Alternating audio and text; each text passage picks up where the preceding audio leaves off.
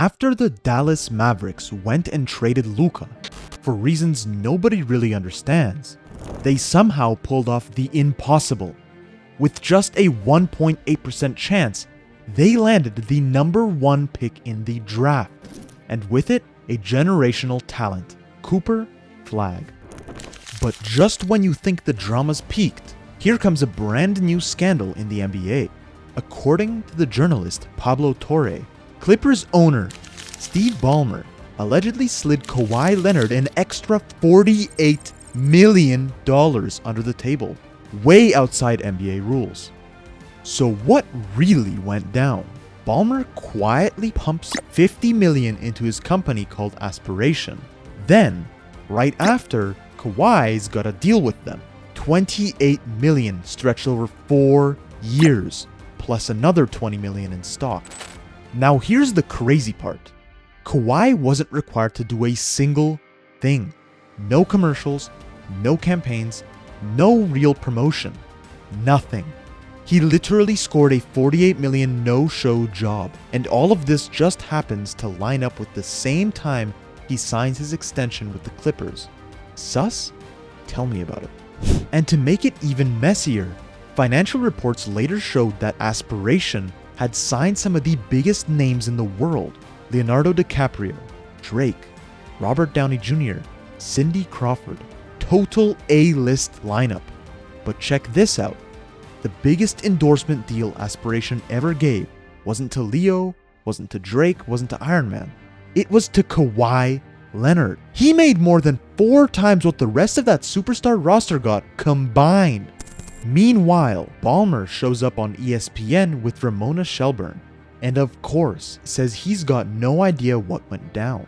Basically, he's saying he knows nothing about the contract between Aspiration and Kawhi Leonard, and insists that even if a deal exists, it's got nothing to do with him. The only reason this story ever came out is because the company went bankrupt, and all of the Aspiration paperwork became public.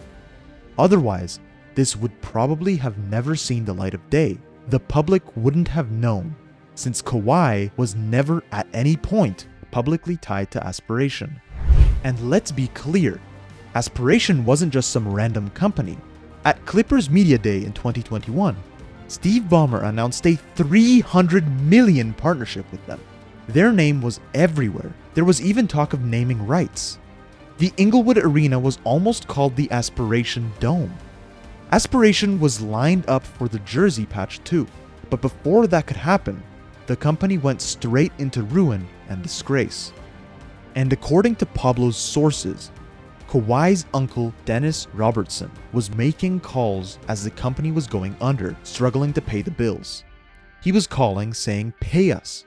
And inside Aspiration, one thing was crystal clear. The #1 priority, the top of the list for their collapse, shady business, was making sure Kawhi Leonard got paid.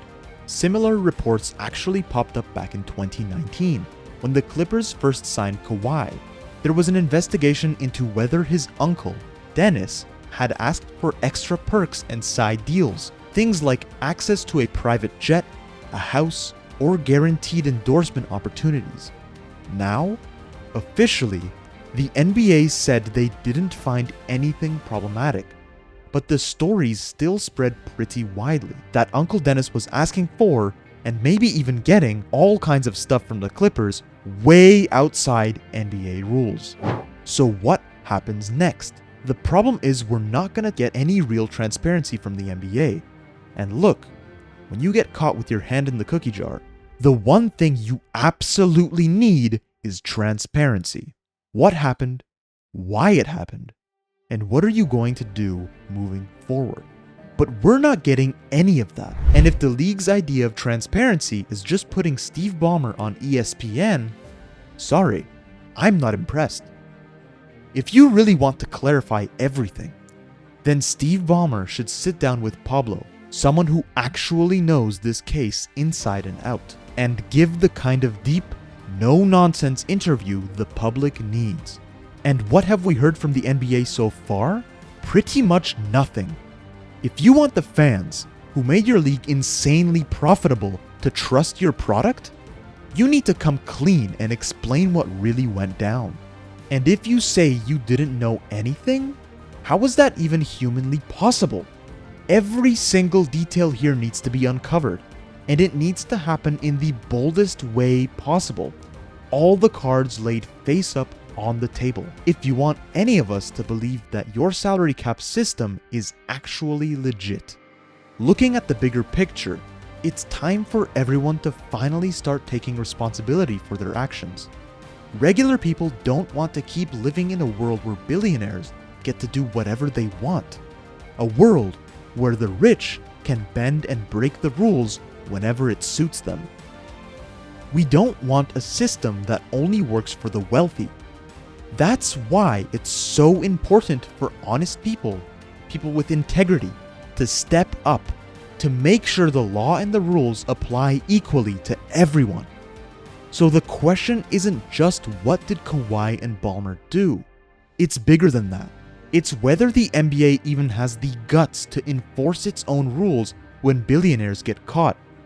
And until they answer, every fan has to wonder, how real is this league we're watching?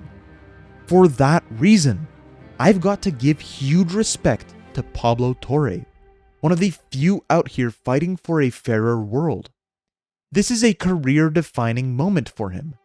We're talking about extremely serious allegations. He spent 7 months on this, went through more than 3,000 pages of documents, and had 7 different sources. These are allegations that could, in theory, push the richest owner in all of sports and the 6th richest man on the planet right out of the NBA. Although, let's be real, I don't believe that's gonna happen, knowing how the world of big money really works. But it could definitely hurt the Clippers. They could be forced to give up draft picks. Contracts might be suspended. Things that would directly hit the basketball side of the house.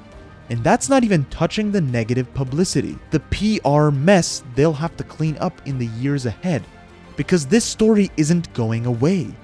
So, Pablo is really one of the rare journalists in sports. He's not a loud performer, putting on a show for the audience like Stephen A. Smith. And he's not a mouthpiece like Shams, who just gets insider info, half the time closer to gossip than actual reporting. Windy also didn't cover himself in glory here, brushing off Pablo's story and saying the whole Leonard Ballmer scandal didn't sound that convincing to him. But Pablo Torre? Whole different category. He graduated from Harvard with highest honors in sociology, comes from a family of intellectuals.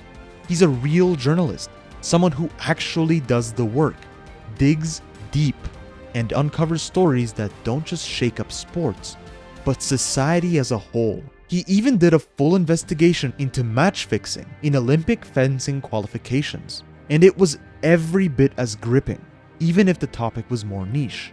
And just for the record, he already said he might be looking into the Brunson deal, but if he ever digs dirt up on Miriam Adelson, that would make him the GOAT of sports journalism. Keep pushing, Pablo. Keep pushing hard.